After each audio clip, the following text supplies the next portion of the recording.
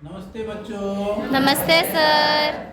आज हम लोग विद्युत धारा का चुंबकीय प्रभाव पर किस प्रकार कोई विद्युत चुंबक बनता है, किसी धारावाही चालक से बनी हुई कुंडली से जब विद्युत धारा प्रवाहित होती है तो वो किस प्रकार के चुंबकीय क्षेत्र का निर्माण करती है और किस तरह से विद्युत धारा की दिशा कैसी होने पर चुंबकीय क्षेत्र रेखा की दिशा कैसे होती है उसको भी हम लोग देखेंगे। जैसे कि आप लोग जानते हैं कि दक्षिण हस्त अंगुष्ठ नियम या मैक्सवेल का कॉर्क-स्क्रू नियम ये कहता है कि जब विद्युत धारा की दिशा में अगर हम दाहिने हाथ के अंगूठे को अगर हम रखते हैं तो बाकी जो उंगलियां हैं वो चुंबकीय क्षेत्र रेखा की दिशा को बताती है। ठीक है, तो आइए हम लोग इस ये को करते हैं गतिविधि को। इस गतिविधि का नाम है मैग्नेटिक ब्लेड। इस गतिविधि के लिए हमें एक तांबे की लेपित की हुई तार चाहिए।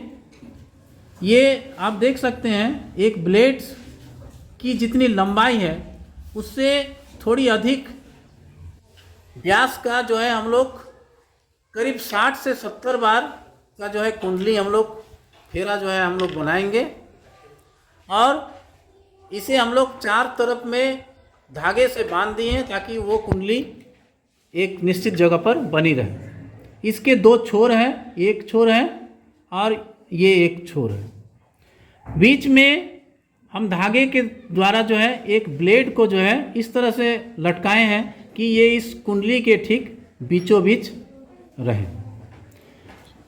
एक हमें बैटरी की आवश्यकता होगी, ये डी साइज की बैटरी है, एक मैग्नेटिक कंपास है और एक पुराने चप्पल का एक टुकड़ा हमने लिए हैं जिस पर ये बैटरी रखने के लिए हमने एक स्टैंड बनाए हैं। ठीक है, और एक कट इधर किए हैं जिसमें कि हम इस कॉइल को खड़ा रख सकें। तो आप देख सकते हैं हम यहाँ पर इस तरह से इसको हम रखेंगे कि ये जो कुंडली है ये पूरी तरह से इस तरह से सीधा रहे।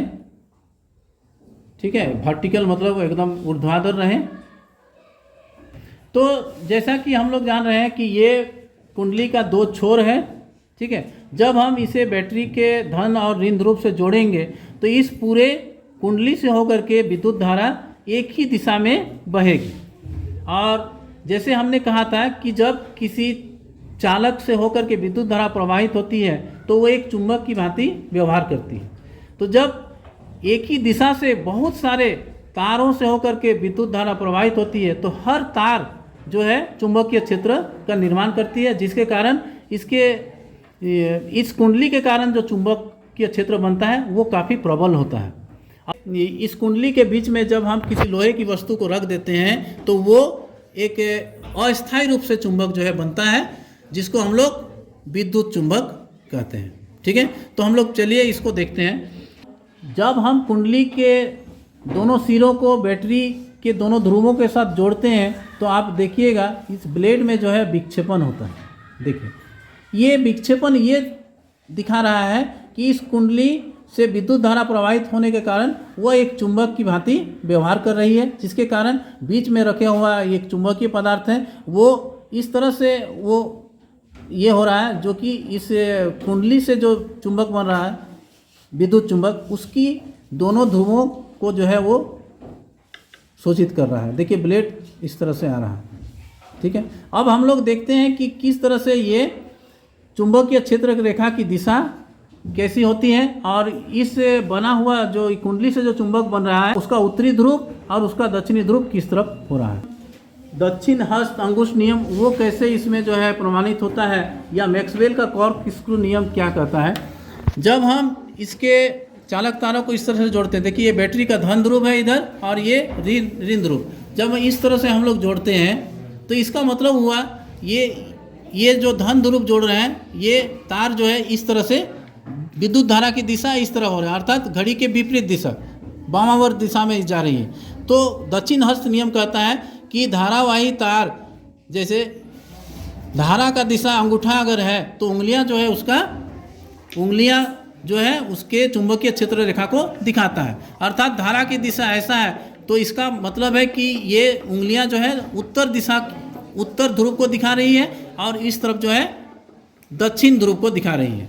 तो हम लोग उसको चेक करेंगे इस कंपास के द्वारा कि वास्तव में जब हम इसको विद्युत धारा प्रवाहित करके विद्युत चुंबक बना रहे हैं तो उसका ये ध्रुव किस तरह से काम कर रही है, देखते हैं। देखिए जैसे हम इसको हम कनेक्ट कर रहे हैं।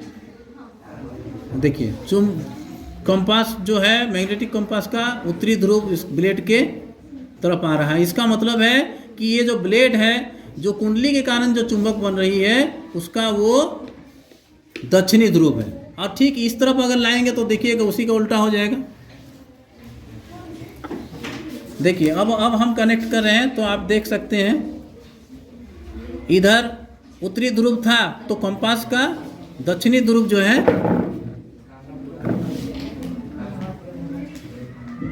देखिए ब्लेड के तरफ जो है कंपास का दक्षिणी ध्रुव जा रहा है। तो ये और अगर बैटरी का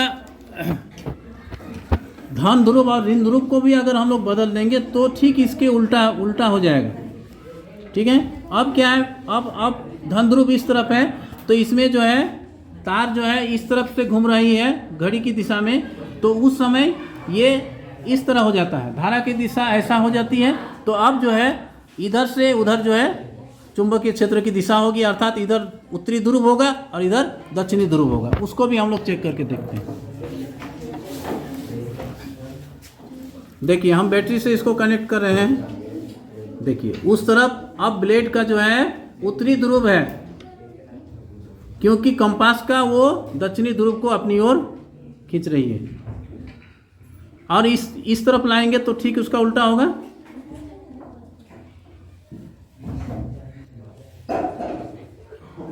ब्लेड जो है इस तरफ आपका दक्षिणी ध्रुव है, इसलिए वो कंपास के उत्तरी ध्रुव को अपनी ओर खींच रही है।